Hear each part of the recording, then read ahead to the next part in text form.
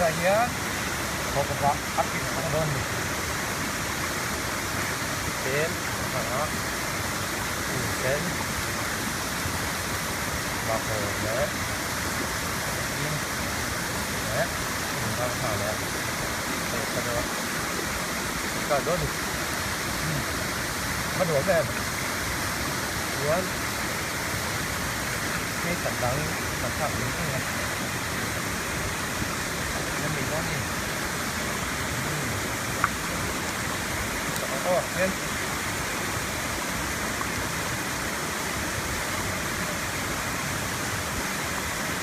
bao nhiêu này làm nào không biết có tiền đâu nhỉ hết rồi các tiền hay có thể cho hết cả ra bên tiền gì đó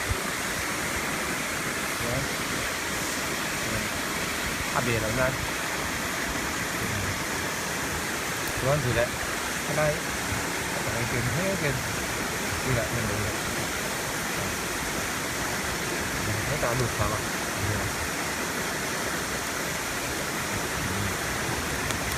nó hết làm tốt kiểu thôi hết tạo đầu này cái gì đấy hết tạo bể cuốn omelette tất cả này kita luôn dan stuffing tu hak kan terjaga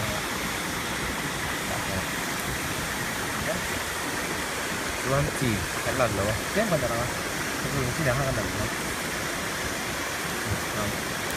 thôi rồi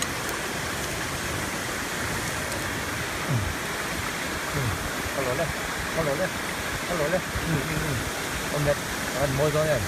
tiếng hị có thể làm xiêm thì nào có thể là omelette đánh xiêm được ha hết à vì các bạn xiêm này sẽ là omelette anh em này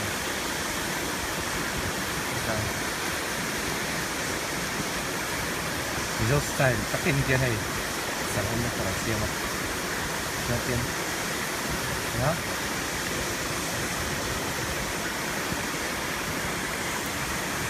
nó là đôi này kan kan ya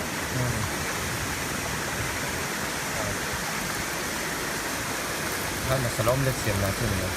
kan pun ni nak yang kau lah harus nak tujuh tu ni aku kan masalah omelette ni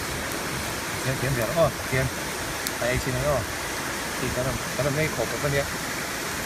sini oh